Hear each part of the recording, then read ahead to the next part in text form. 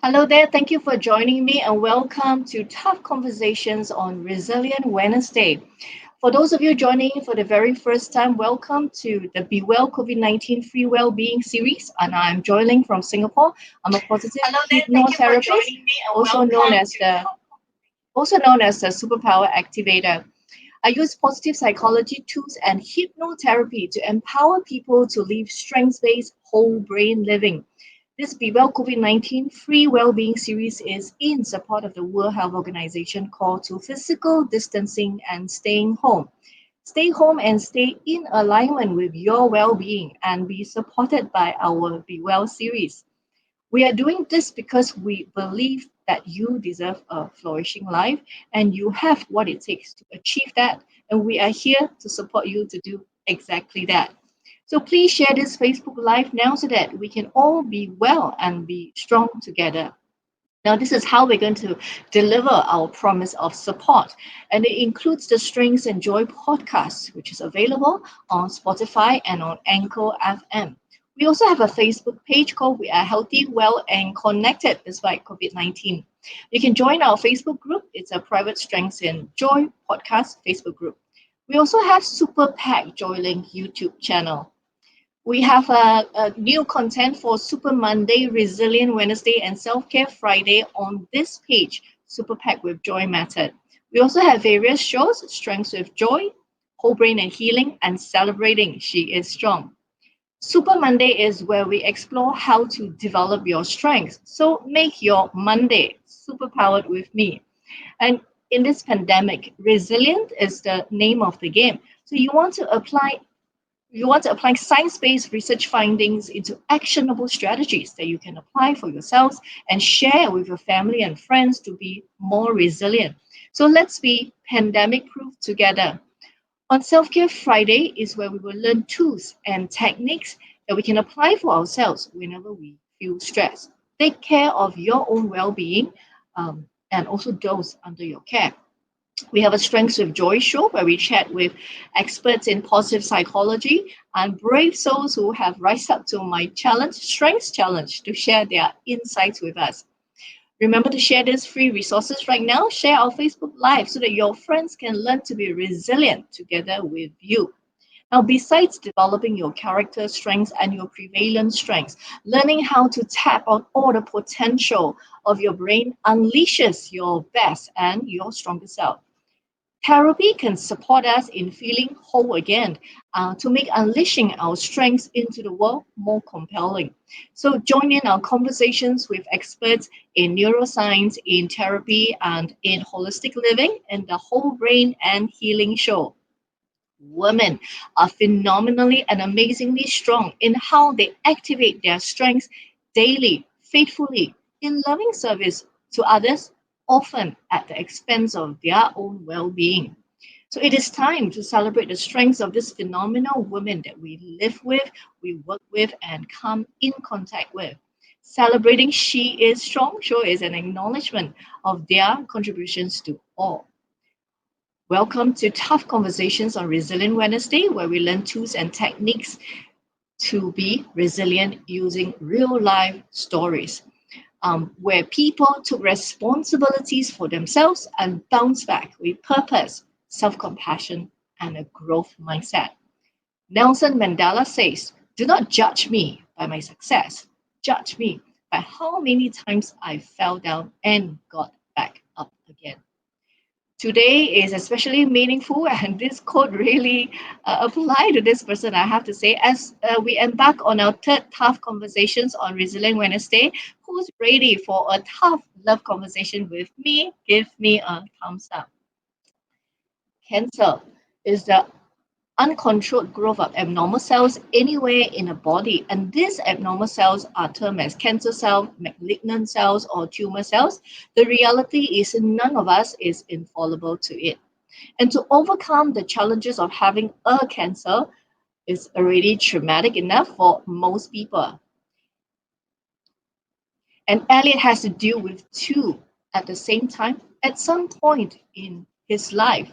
So, what was it like experiencing two cancers at the same time for him? And what were his physical, mental, and emotional challenges? How did he cope with work and managing the cancers at the same time? What was he thinking about during that challenging crisis? What did he do to help himself? And what gave him strength to trump both cancers?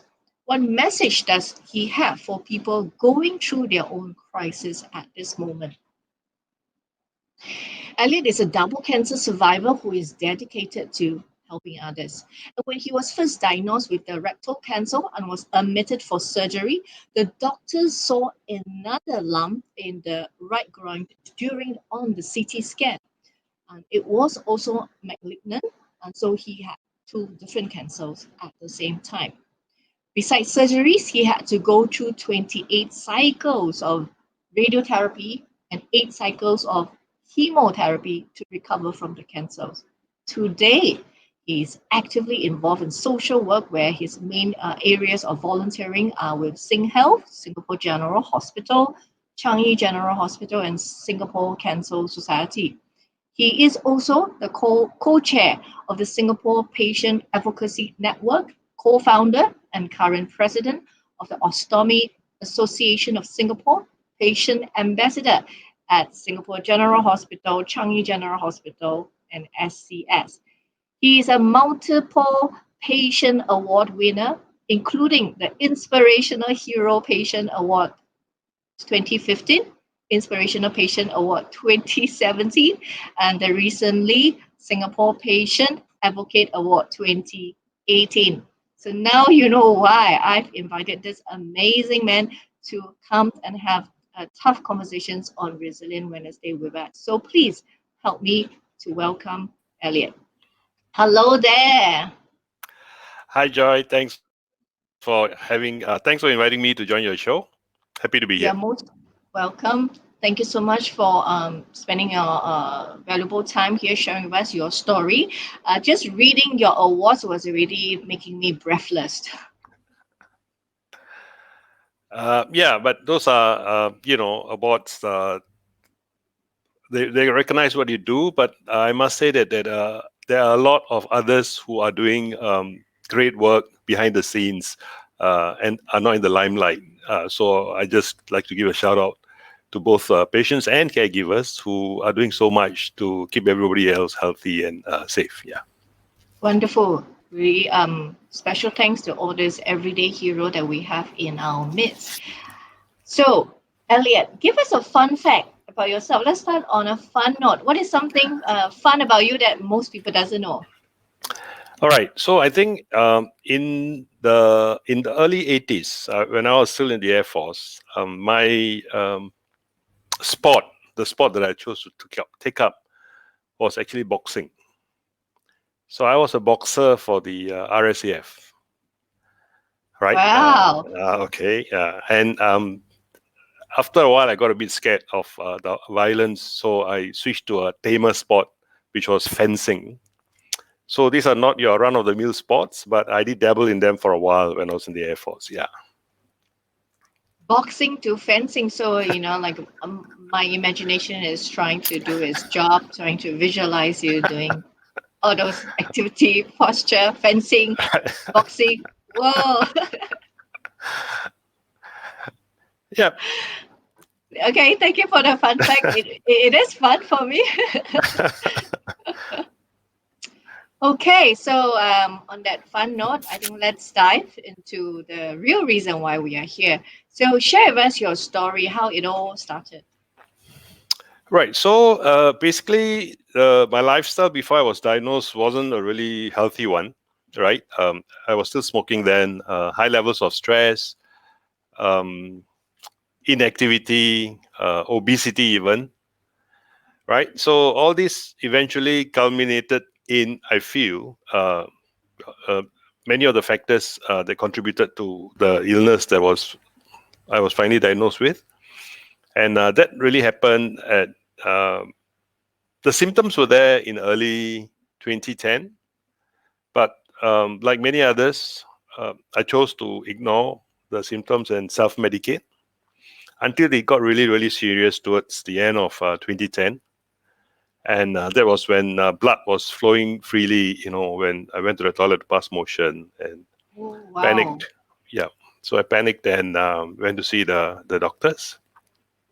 And so they ordered a colonoscopy because I was past the age of 50 by then, and they said, might as well check what's going on in there. And Mm. that was when it was discovered that I had rectal cancer. So so when I was being prepped for the surgery, they found another lump in the groin, and they said, would you like us to remove that? And I said, why not? You buy one, you get one free. So, and they did, and well, they had to send the biopsy for tests and everything. I mean, they had to send a sample for a biopsy, and the results came back, and that too was malignant. And so there I was at the bedside, recovering from my surgery, and then the urologist comes in and he says, Mr. Ellil, we sent your the specimen for biopsy, and unfortunately, that is also malignant. So you, in addition to your rectal cancer, you also have testicular cancer, right? So, but that wasn't the end of it. The rectal cancer actually left me with what they call a stoma. A stoma is something that the doctors pull out from your abdomen, part of your intestine, for you to discharge your stool. Because the rectal cancer, the tumor was very, very close to the anus, so they had to remove the entire thing.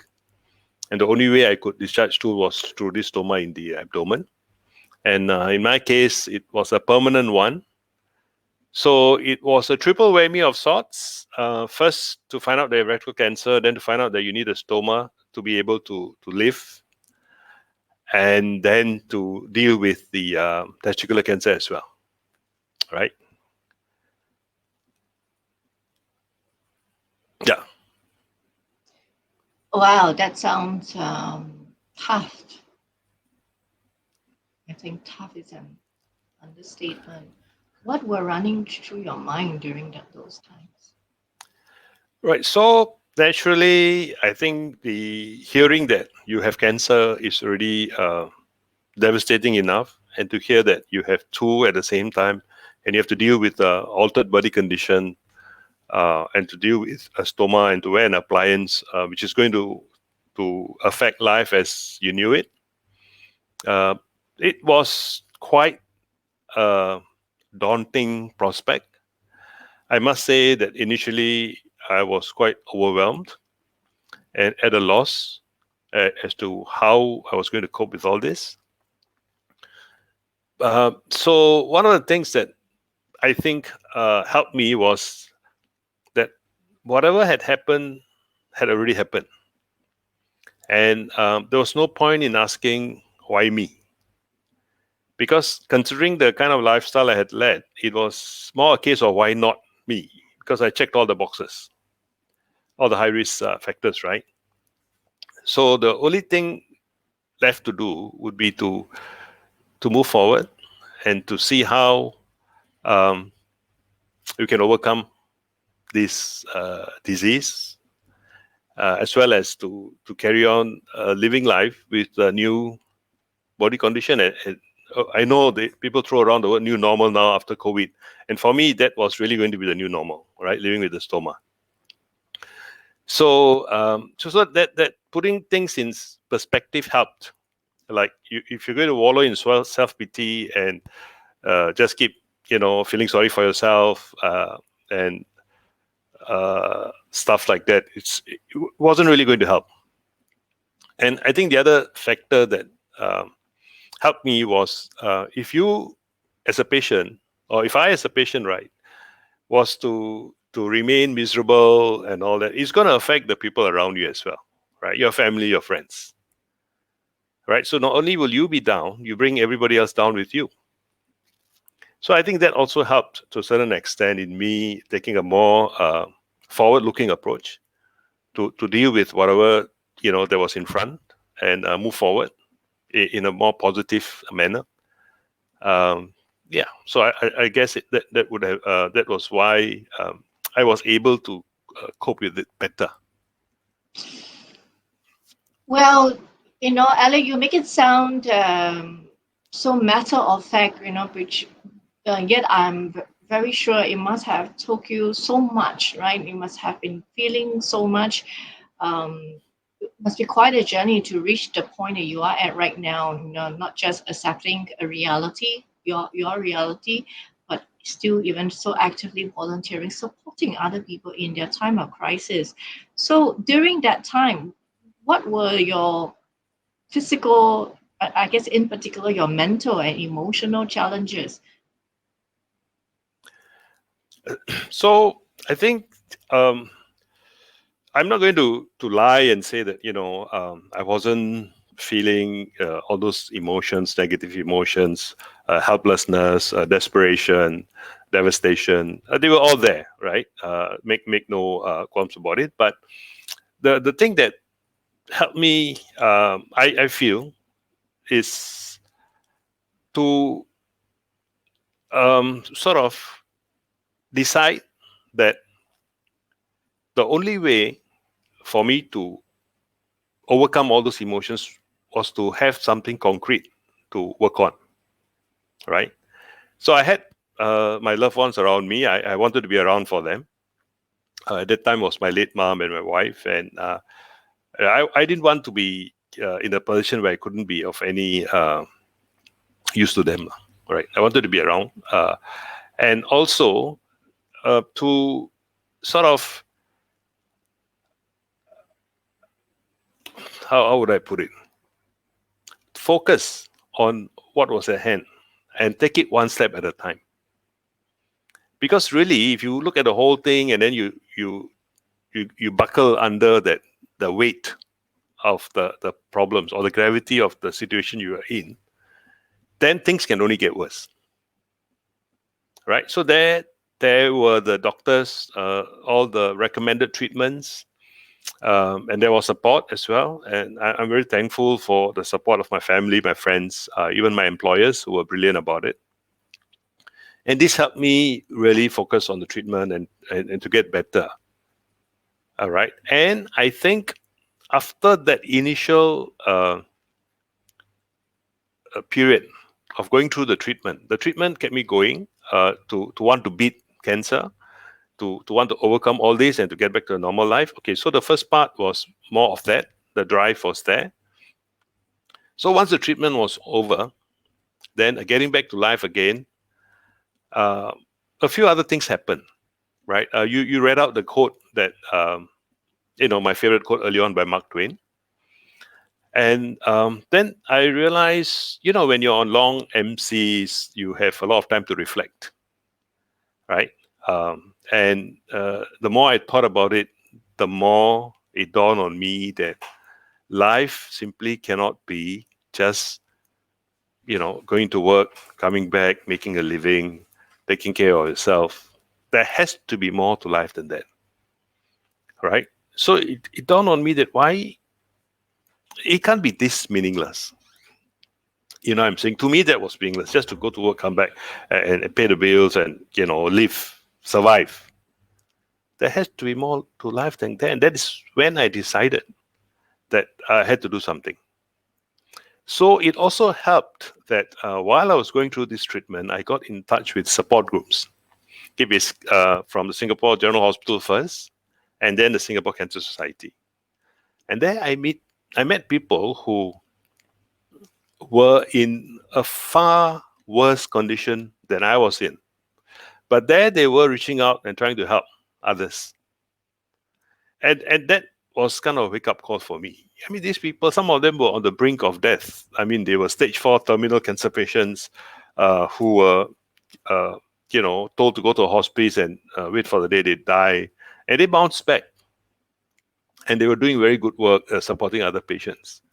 And this only spurred me on, all right, to do even more. And I thought that was the time I really found the purpose.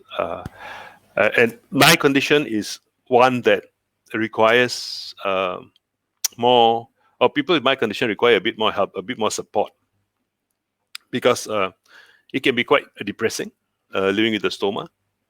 There are people who have actually attempted contemplated and even committed suicide because they couldn't live with it. People go into depression. They don't step out of their house at all for fear of not only the stigma, but also, how the friends, relatives, and general public will perceive them. Right. So all these things happen to a person who is diagnosed with colorectal cancer and who has to have a stoma.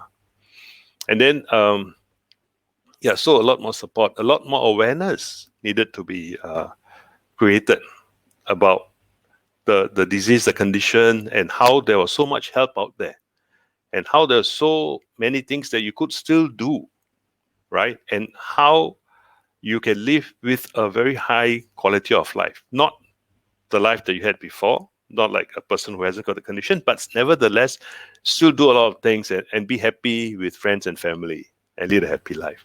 So these are all the motivations that really kept me going and are still the motivations that keep me going from day to day to do even more. Yeah.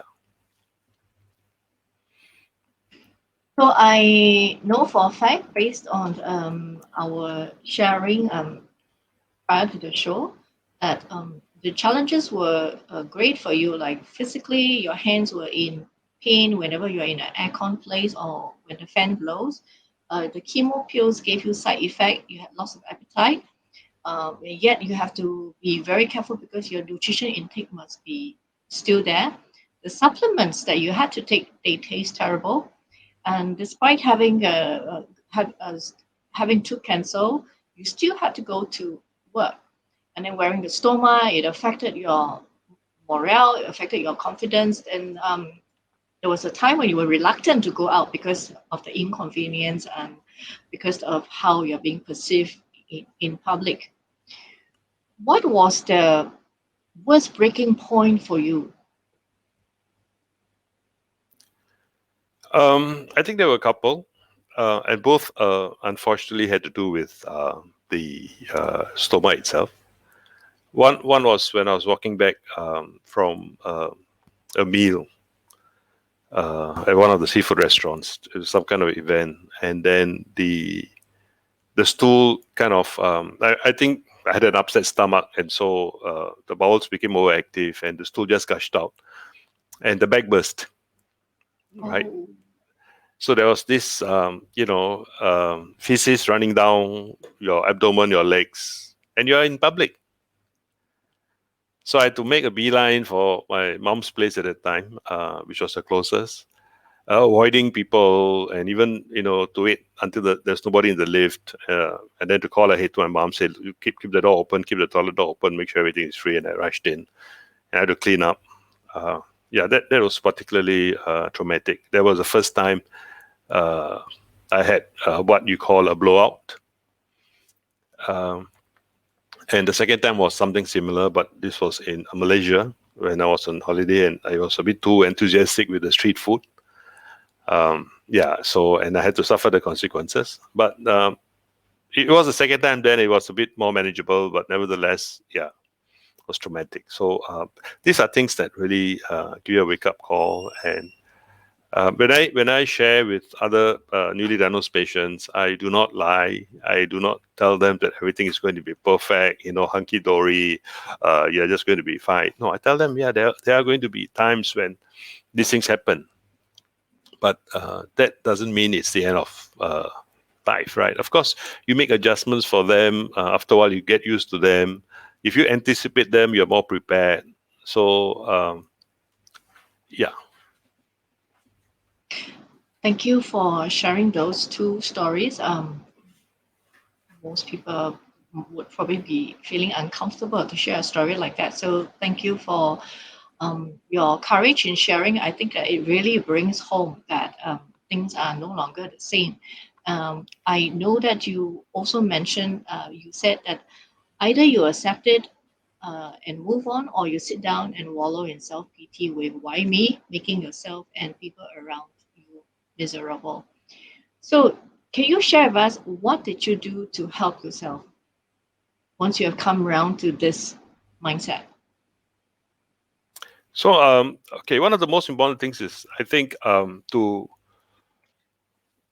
to make sure that you do not uh,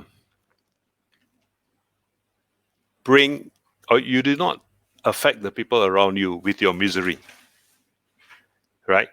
I also believe in the power of collective positivity. All right, so I took it upon myself to make sure that I um, sent out the right vibes. So it is very easy for you to, okay, so let's say if you go and see a patient, right, you will be pretty uncomfortable, all right, because the patient is suffering. You may not know what to say. So I put myself in that position and I said, look, I'm not going to make these people feel uncomfortable. My friends, my family, right? I'm going to make sure that they come and they are not mourning anything, right? Because I'm still alive, right? I'm not dead or I'm not even dying. Yeah, yes, I've got a couple of cancers and I've got stoma. So what? Big deal. So the positive attitude, the positive outlook, I thought was very important. So the people around you in turn respond positively. Okay. So and this has a roll-on effect. All right. And then you find that you keep discussing, you carry on to discuss things that are happy, that are useful, that are productive. And you don't dwell so much on, oh, you got two cancers, it must be terrible, blah, blah, blah. And then you keep going back to the negative side. I thought that played a very important role in me helping. So it reinforces not only your own positive outlook, but also it helps others to sort of, I think I did also in my own way help them realize that uh, life is fragile and to appreciate life more. And seeing me being so positive and all that, also I think I encourage them to live their lives a bit better and do more useful stuff and things like that. And I hope I did that. Yeah. Yes, it just I had to laugh because it just occurred to me that's exactly the reason why we changed our show format to Tough Conversations on Resilient Wednesday. Just to bring home that life is fragile. You never know what's going to happen the next moment, and we shouldn't be taking lives for granted, or people around us, or even our own health for granted. And it occurred to me that sometimes maybe the way to drive the message home is really to bring in people who have uh, been through such a challenging personal crisis so that people get it rather than just offering what the research in resilient is saying. So yes, I had to laugh because it reminded me why we changed the show format in the first place. So thank you, Elliot. So I was thinking that just in this simple thing that you did when you mentioned that I believe in collective possibility, positivity, and all the things that you did, so many elements actually are in place there to ensure this positive upward spiral. Firstly, what I can see is you took personal responsibility. You wasn't sitting there stuck in your own victim story. Waiting for people to comfort you, waiting for people to tell you to be positive. Instead, you took it upon yourself that I shall be the one. I shall be the change. I shall start first. And because you did that, you also, in order to do that, you had to be comfortable yourself with reality as it is right now with your own personal situation. Because you were comfortable with that, you gave people around you, your family and friends, the permission to also be comfortable with what's going on and also to accept reality as it is as a family or as a social circle.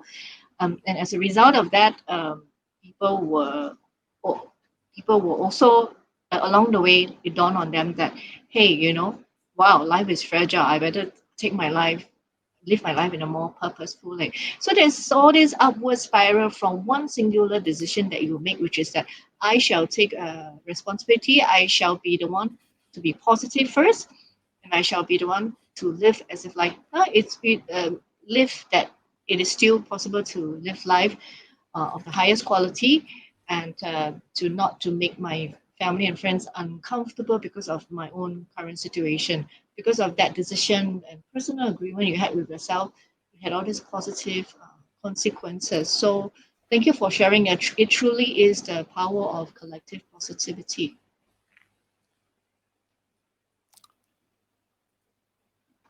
Yeah. So And I also understand, because through the support work that I do, that not everyone is capable of having that. Some of them really need help. You need to acknowledge their pain. You need to acknowledge their desperation. You need to acknowledge their helplessness, and to sit with them and to listen to them, and to coax them along. You cannot say, look, look at me. I overcame this. So can you. I mean, that is the worst thing to say to a person who is suffering. So I've never attempted to impose my own methods on others, and it's something I learned along the way through some of the courses that I went through to learn how to support people. And one of the most important things to acknowledge people's pain and suffering, and then to help them along in their own terms, so to speak, because everybody is wired differently, right? So don't expect them to be like you. Don't just tell them, oh, you got to accept it and move on. There's nothing much you can do, kind of thing. You're not going to help. So that's something I picked up along the way. I think it's a very valuable lesson for me, and has helped me a lot in helping others. Yeah. Hmm. So from my conversation with you, it is very evident that one of the big factors that helped you was really your mindset, how you have this positive mindset. You were, I really like this particular question that you mentioned. You said you wanted, the question was how not to let what's going on stop you from living a near normal life. And you also was focusing on your blessings, having this sense of gratitude. You were saying how blessed I was. Um, you had medisaved and you had support from family and friends. So it was like a very purposeful. It come across to me that it was a very purposeful um, shifting your attention to what's still great about my life. You're absolutely right. I was, as I said, I was blessed because I had amazing support from family, close friends, and employers as well. I think that helped a lot, really a lot. And so once you have that all in place, you really only get to focus on your treatment and how you can move forward. Uh, and unfortunately, not everyone is as blessed, lah. All right, and that's why I do so many of the things that I do to make sure that in my own way I can help others get to where I am right now. But yeah, and uh, what some of the things that I do is actually to show other people with similar conditions that to show by example, right? So first they look at me. I come across as being a very friendly, affable kind of character. I smile a lot. Basically, I'm happy, lah, right? And then I do stuff. I do a lot of brisk walking. I do kayaking. I do dragon boating. I do Zumba. I do line dancing. So when I speak with people and then they see that, hey, you told me you are a double cancer survivor with a stoma, right? And why are you still able to do all these things? And then you can say, yeah, actually you can still do all these things. No, it's a matter of, first of all, of course, you check with your doctor, your physical condition. If it's okay, then it's really up to you. With very slight adjustments, you can um, carry on and do all these things. And if you notice, right, all these things that I do, I think I'm more active than the average person who is perfectly healthy. I mean, I feel. So to show by example, I think is also important. And people get very encouraged, especially those who have had an active lifestyle before and then they get diagnosed and they get really, really down. And these things help because then they see. And of course, you've heard about my charity expeditions that I do in extreme conditions. And two of the main motivations for me to go on those expeditions are one, to show cancer survivors there's life after cancer, and two, to show those with the stoma that, look, so many things you can still do. So you know, um, don't despair. Yes, so I also realized that another factor that helped build resilience for you was your sense of purpose. That was very evident to me during our discussion. It was always about other people, and you were very involved in all sorts of different volunteer activities. You spearhead some of the projects, and this sense of purpose, having this purpose that is bigger than yourself, and as you have shared, reaching out to other patients, making sure, being mindful that you have a cheerful demeanor, sharing with them what you did to encourage them to do the same, to support themselves, going, showing by example. How did you think this sense of purpose helped you in your well-being? Okay, so I think it's a very selfish uh, act, because they say that when you give, because a lot of these things involve volunteer work, right? So you spend time, you spend a bit of money, you put in a lot of effort. So you put in a lot, and so some people say that you get back what you put in, but they are wrong. You get back a lot more than what you put in, right? So this sense of fulfillment is very rewarding, and I can tell you that the feeling that you get when you realize you have actually helped somebody, you put on a smile on someone else's face. You are there for somebody who was in need of help, and they tell you that, hey, look, I'm glad I had that conversation with you, and it made a world of difference. And families who come and tell you how appreciative they are after you have met with some of the patients and talk to them, and then they have a better, more positive outlook. They are now willing to go out, and they are willing to try things that they never did, after having a session with you, stuff like that. And these things, I think, you cannot be measured lah. Thank you for sharing. And at this point, I want to share, as a testament to what you've been doing. We have a comment from Joel. Joel say, "You spread positive vibes everywhere you go." Joel is an amazing person. He himself has taken it upon himself to help others. He is a charity athlete with the Singapore Cancer Society. Any good cause, which involves athletics. I think he's an athletics teacher as well. He would just go, and he did. I think he did squats to raise funds. I think it was for community chest, until he hurt himself. So he's a real example of give until he hurts. Yeah, and he's a wonderful example to all his students. Yeah. Thank you, Joel. Joel also say you and Scott are two of a kind.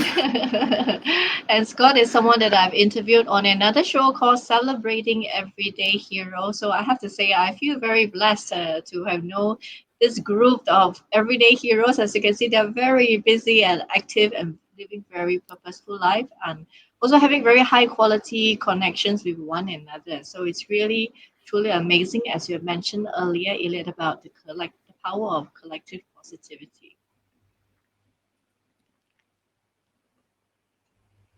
I felt that another factor that helped you build your resilience, Elliot, is your self-awareness, and also knowing what your strengths are.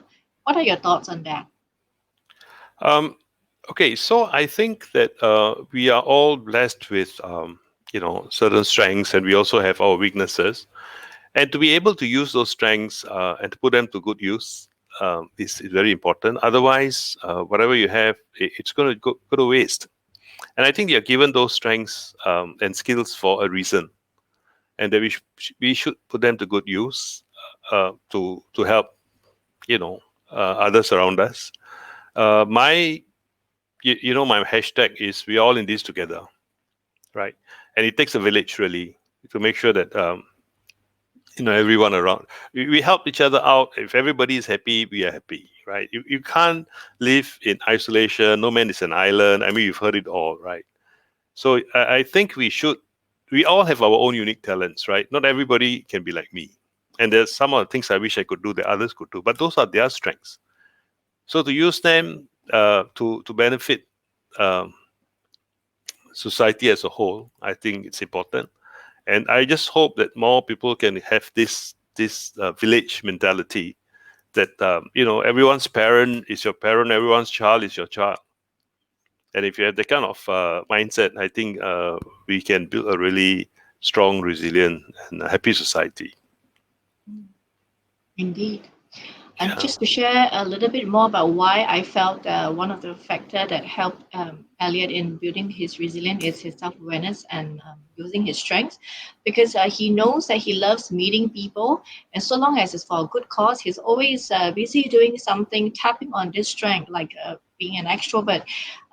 And he just made my point again today. Prior to this show, I learned that after this, he's going to sell durian. He's going to sell durian to raise funds. So see what I mean? He knows. He has this self awareness, and he knows what are his strengths. He make full use of it. He tap on it for higher good, for the common good. And I think that not just help support other people, but also help him to flourish, help him to have this sustained well-being. So I think that it is powerful, a powerful tool when you have that self-awareness. You can use that, knowing what are your strengths. You can also use that as one of the ways to build your own resilience. And clearly, another factor that helped with Elliot resilient is the fact that he has this external support. He had support. He have understanding bosses, and then he also have a friendship like as with Scott, and as you can see with Joel. Um, how do you think external support played a part in you overcoming the cancers and help you support that positive mindset? I think it cannot be overemphasized. It is so important. And again, I really, really count my blessings that I had that kind of support, not only from my immediate family, but also from my extended family. And I really, my childhood friend who was there for me every step of the way, and new friends that I made, not only via the support groups, but through other channels. Even people like Joel, I got to know him through Singapore Cancer Society. And again, I think this collective vibes, of people wanting to do something for the rest of us, being very positive, fun, it rubs on, and I'm so happy that I have the opportunity to meet all these people. And I just want to emphasize what you said, that this external support is so important. You cannot do it alone, and don't even try to do it alone, because there's help out there, and sometimes we need to be helped. We need to acknowledge that.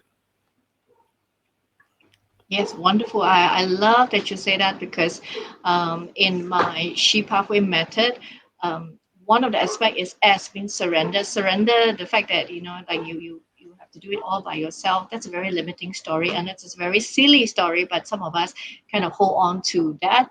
I think in particularly women, like we must do everything by ourselves. But it's not true. There's always support out there, and to reach out and to realize that. And this is also for people who's having mental health challenges. I also want to say this: there is no shame in seeking help, whether it's talking to a friend or picking up the phone to call a helpline, or to actually reach out and meet a therapist or a counselor. There is no shame. In fact, I think that it is very courageous to seek help for yourself when you know that you need it. So I think having external support, as Elliot has said, is really very important. So the other factor that I noticed during our conversation was, Elliot, you have this strong sense of what I'll call common humanity. So most of us, I think if we encounter some kind of challenges or medical condition, the first thing will be like, why me? Right? The first question is, why me? You will just feel very personal, whether it's cancer or something else. But you instead have a different mindset.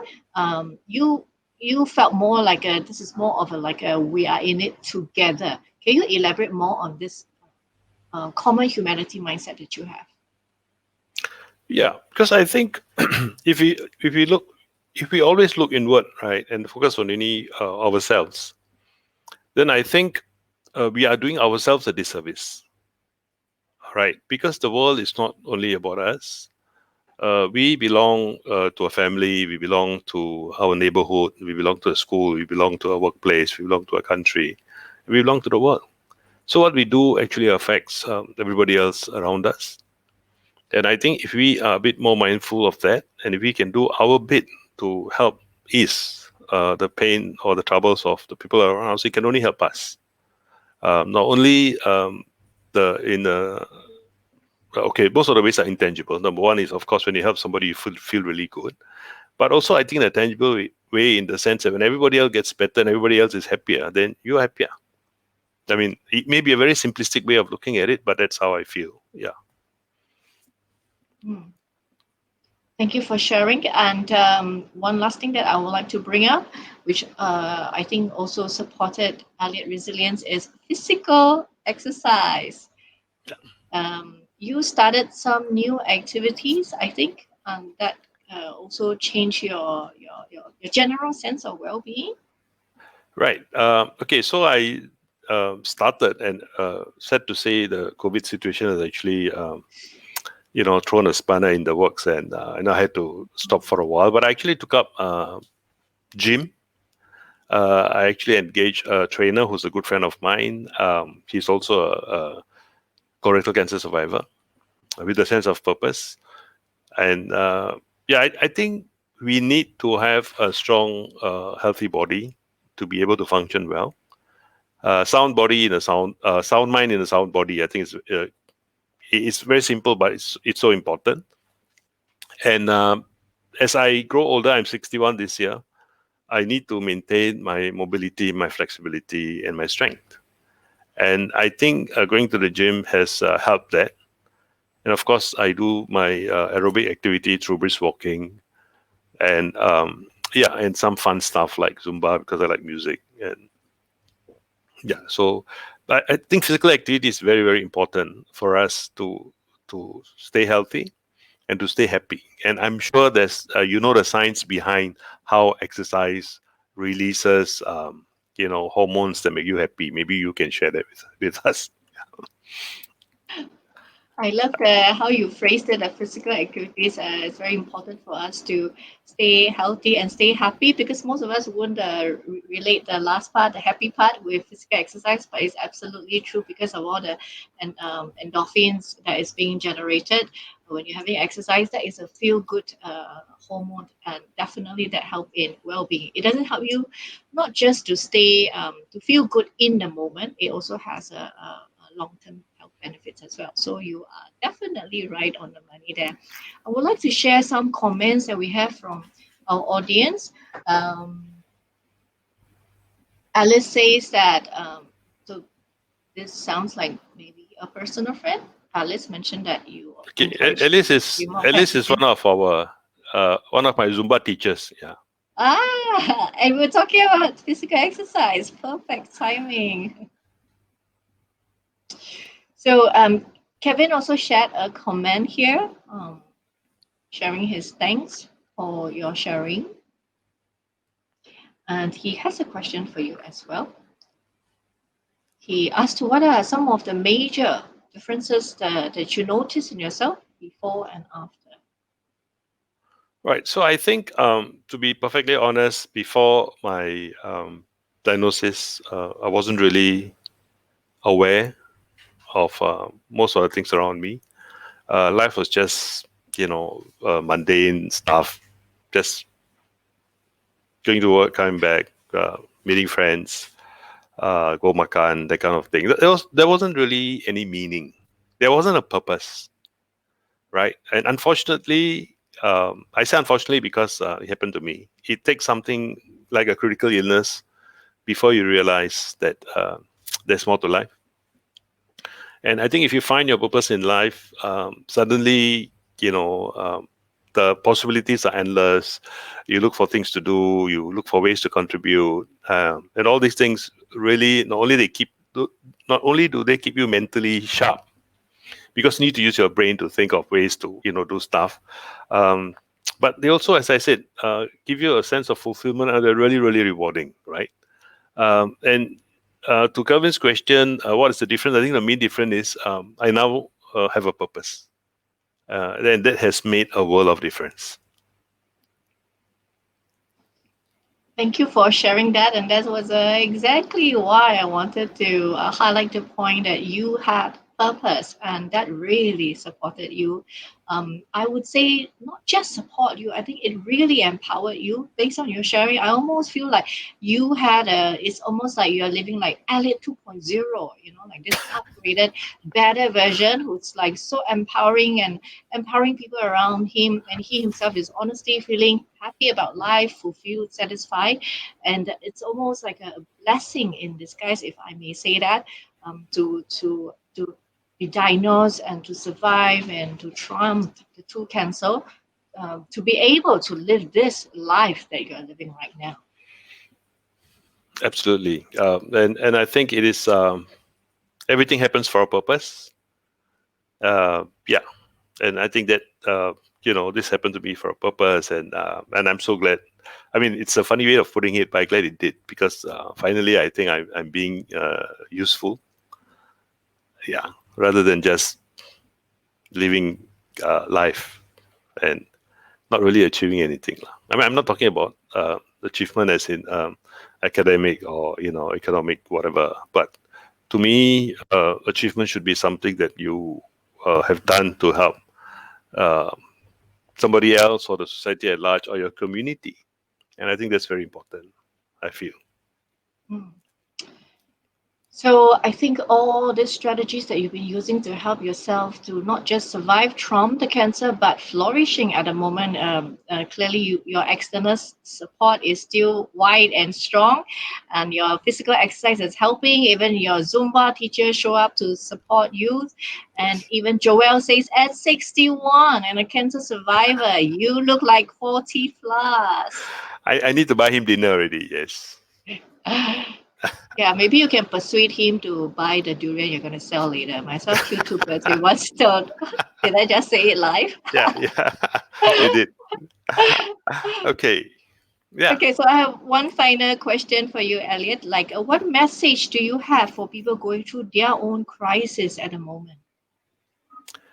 Yeah. So first, I would like to emphasize what you just said, that it is okay to reach out for help. Okay, we cannot do it alone. The sooner you reach out, the earlier you will realize that there is so much help out there. All right, there are different avenues of help. What seems to you as seemingly insurmountable tasks or something that cannot be solved actually can be solved provided you talk to someone. So reach out, talk out to anyone, your best friend, a sibling, a parent, a counselor, a teacher, anyone at all. All right. Not only will you find that you have access to these resources, the first thing that happens is you really feel better because there's someone who is willing to listen to you and to walk the journey together with you. Right. Even if they can't solve the problem, um, they share your load, your heavy load. They share your burden, and I am sure that they will find ways and means to point you in the right direction so that you can get more help with whatever you are coping with. Yeah, Thank you so much for coming on the show, Elliot. I loved our conversation and I hope it has been insightful for our audience as well. It is such a treat to be able to learn from the lessons that you have experienced as a result of what you have to go through without us having to go through what you went through. So yeah, it is a deep blessing to steal those lessons from you to help build our own resilience and maintain our own well-being. So thank you so much, Elliot. you're most welcome. Really, it's my pleasure. Yeah. So at this point, I would like to share an upcoming course that we have called The Strongest Self. And in this course, you will learn how to develop your character strengths and also to use well-being strategies based on positive psychology research to support yourself. So here is a short 2 minutes video to share with you about the Strongest Self course.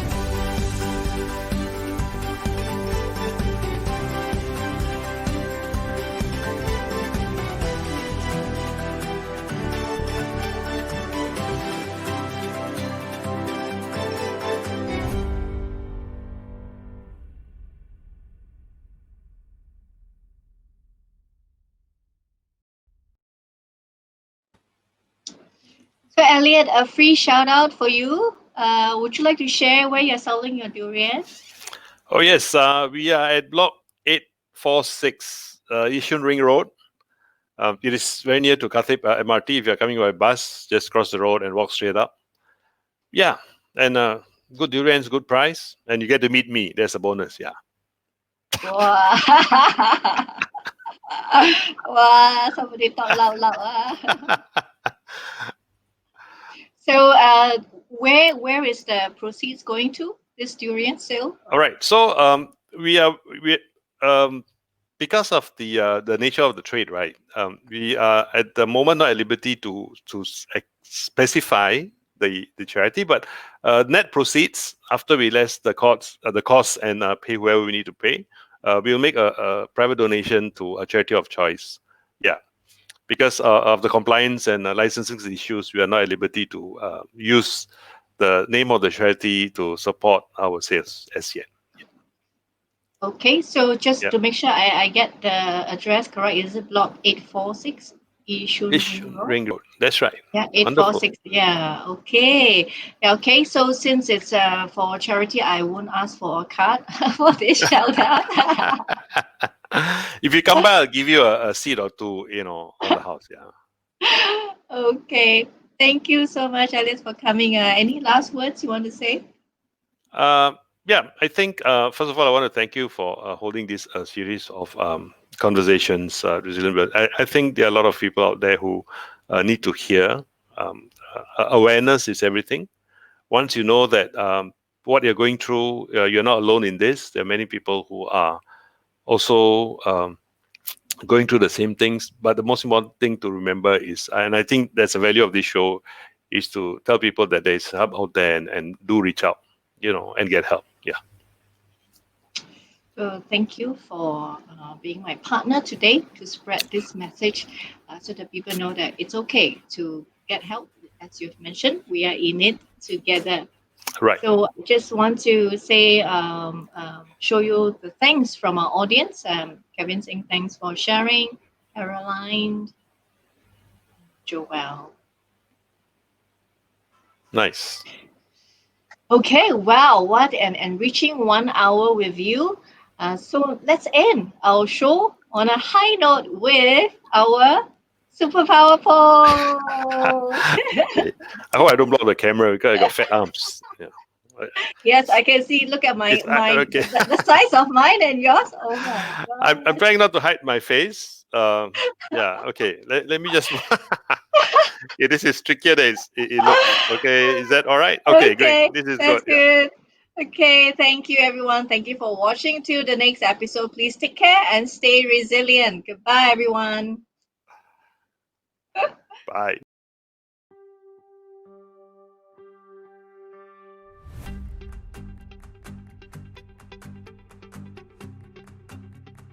Joy Leng is a unique individual. She has superpowers, and that's a little bit of a play on words for what she provides. She digs deep into finding out where your power exists, because we're all different human beings. We all have a different thumbprint. We've all heard about that. We have a different fingerprint.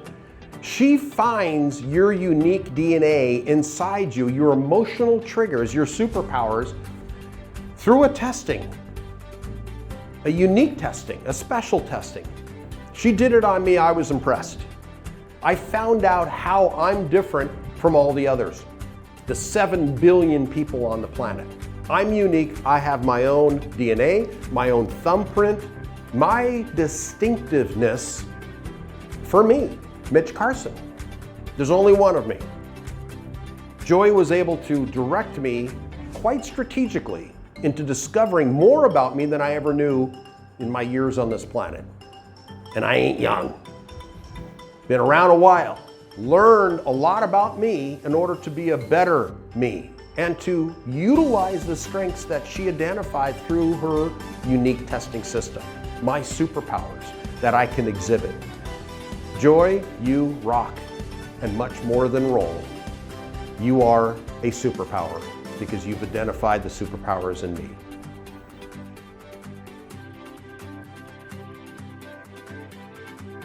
Hi, I'm Shirley here. I'm very gratified to have attended tonight's mini workshop. It's a very interactive and fun way to energize myself and realizing my full potential without even me knowing on my superpower. Thank you. Thank you so much.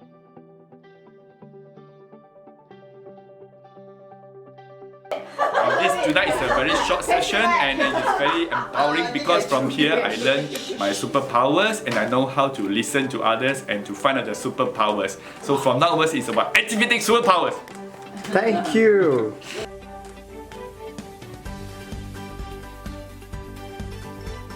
Give us permission and to own our superpower, which also gives others permission, and it's like, what a wonderful way to live our lives.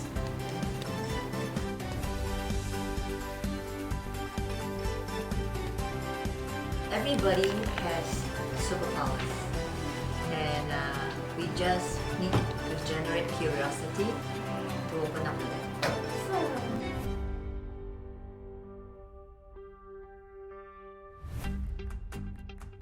The superpowers of the people in my game group. So that's like, yeah, it's, yeah, very nice. Yeah.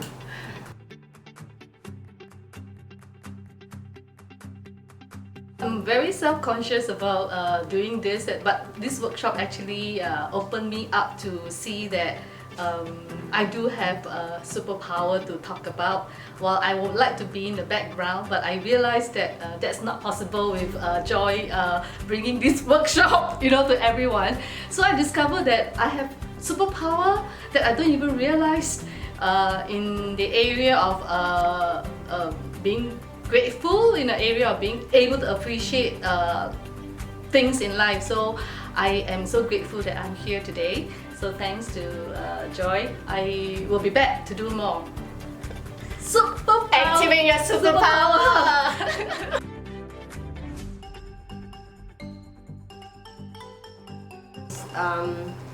I think I learned a lot from my teammate, yeah, and I see that they complement or help me to strengthen my weakness. Like, help me to... You should be proud of it. Help me to... See through. Understand. I know my weakness, yeah. Help me to kind of... Forgiveness? yeah. Forgiveness, hope, and I see my weakness, of course, but I see there's a strength in facing that, my weakness. I love it.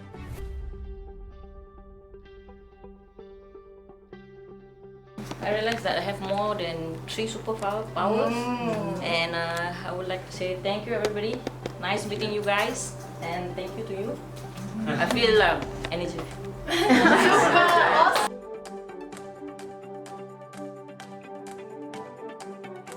Hi, my name is Suli. This workshop is really so awesome. It activated the superpower in me, not just the top 3, but some others that's unknown.